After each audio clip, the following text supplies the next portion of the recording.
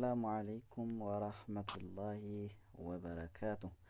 kabajamtoota hordoftoota MAN Oro Tube akkam jirtan fayyaa keessanii naguma baga nagaa jiraattan anis nagaa kootii galata rabbii alhamdulillahi. Akkuma beekamu har'allee barumsa tokkoon qabadhee isiniif dhiyaadhee jira. Barumsi har'aan tana qabadhee isiniif dhiyaadhee nama hedduu jechuun nama hedduu fayyada, nama hedduutu ka barbaadullee turedha.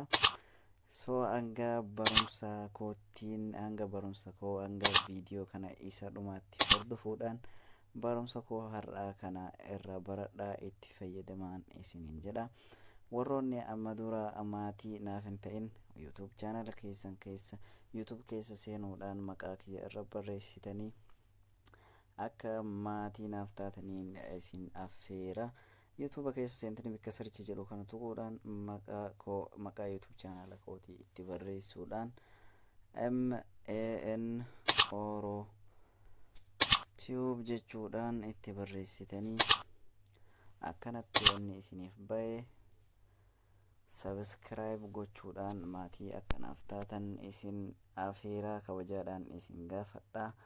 Bakka mallattoo diimtuu kanarra cuqaasuudhaan mallattoo afoo irra baatu kana notification kanallee olii irra deeffachuudhaan yeroo an viidiyoo gadhiisee atattamatti akkasin bira ga'uuf olii kanarra deeffadhaan isiniin jedha.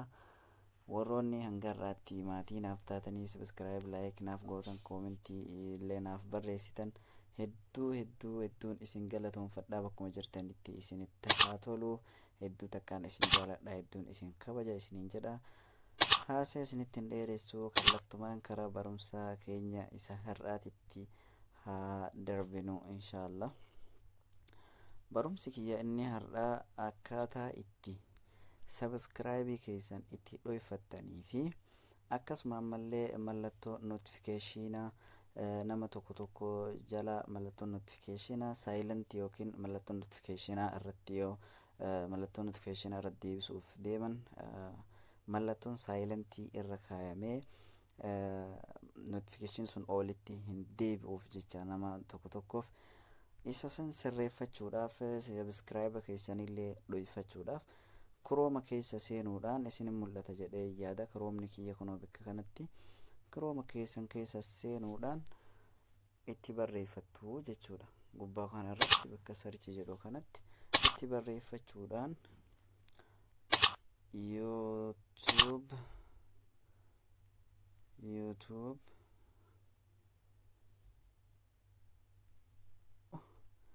YouTube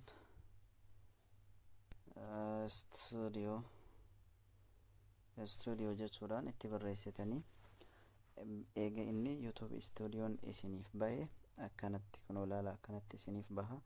Bakka YouTube studio jedhu kana isinin mul'ata jedheen yaada.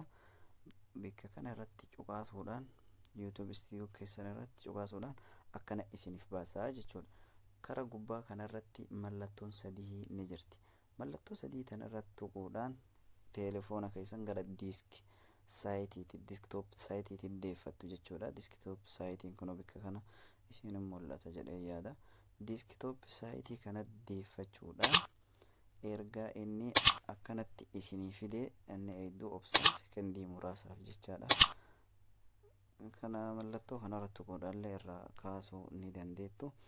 Erga inni akkana isinii fidee kara gadii kanatti mallattoon settingiidha jirti jechuudha. YouTube studio keessa kara gadii kanatti mallattoon settingii jirti. Mallattoo settingii tanarratti tuquudhaan mallattoo settingii tanarratti eegaa isin tuqxanii akkana barreeffama kana isiniif baasaa jechuudha. Barreeffama kana eegaa inni akkanatti isiniif baase barreeffama kana eega inni akkanatti isiniif baase channel ka jedhu kana gubbarra generaalidha. Kan kun channel jedha. Bakka channel jedhu kanarratti cuqaasuudhaan akkanatti isiniif baasaa jechuudha. Yoo inni akkanatti isiniif baase barreeffama karaa harka mirgaa walakkarra jiru kana basic info ka jedhuu fi advanced settings ka jedhu kanarratti cuqaasuudhaan advanced settings ka jedhu kanarratti cuqaasuudhaan akkana kara olii ol oofuudhaan bikka kana isinin mul'ata jedheen yaada. Bikki kun isinin mul'ata jedhee yaada. Fakkeenyaaf amma bakka amma argitan kana barreeffama walakkaa irratti kan jiru kana isa irratti illee yoo deebiftan maybe mallattoon wannaa isin jala wantoota irra baay'inni namaa jechuun barbaachisan ka akhiraa kan kaa'achuudhaan I want to review these settings for every video kan jedhu kanarra deeffachuudhaan hundi keessanuu itti fayyadamaan isiniin jedha. Notificationin keessan akka gaariitti isiniif hojjetu ka gubbaa kana irra yoo jiraate yookiin ka walakkaa kana irra yoo jiraate ka gadii kanarra jijjiirachuudhaan akkasitti itti fayyadamaan isiniin jedha. Mallattoon notificationaa yoo isin gadii kanarra kaayattan waan takka isin jala isiniif wanna ta'uu hin didu jechaadha. Inni biraa immoo asumaan settingii isaa karaa gadii irra karaa olii ol harkisuudhaan telefoona keessan subscribe count ka jedhu kana isinin mul'ata jedheen yaada. Subscriber countii kana right qaba kiyya kun amma bakka inni right qabu kana irraa kaasuudhaan akka subscribing keessan nama biraatitti hin mul'anne gochuu ni dandeessaniin isiniin jedha. Fakkeenyaaf amma yoo ansilaa subscribe kana yonnaa kan irraa kaasee isinin mul'isuu tureeyyuu dhiifama. Garuu jechuun qabatamatti mallattoo kana yoo irraa kaaftan raayitii kan irraa kaasuudhaan fakkeenyaaf isin mul'ise akkanatti yoo isin irraa kaaftan seevii isinii fidaa jechuudha. Bikka kanatti isinin mul'ata jedheen yaada. Bikka mallattoon seevii buleen kun jiru kana irratti seef godhuudhaan subscribing keessan ni dhokataa jechuudha. Kanaafuu obboleewwan kiyyaa hordoftoota kiyyaa barumsi koo inni har'aa kana fakkaata. Akka hedduu irraa fayyadamtanii fi akka isinitti toluu abdii qaba. Yaada qabdanii fi hanqina koo koomentii jalannaaf kaaya.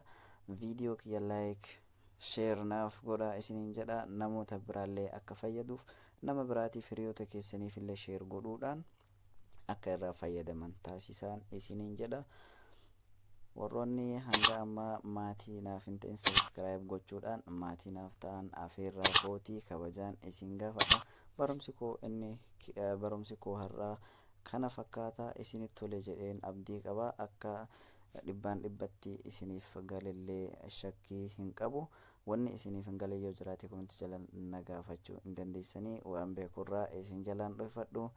Waan hin beeknellee nama ana caala kana ol beeku gaafachuudhaan inshallah isiniif himaa isiniin jedha. Galatoomaa ulfaadhaa bakkuma jirtanitti isin taatudha. Hedduun isin jaaladha. Viidiyoo biraatiin hanga walitti deebinutti turtii gaarii qabaadhaa. Bye bye. Assalaamu alaikum warahmatullaahi wabarakaatu.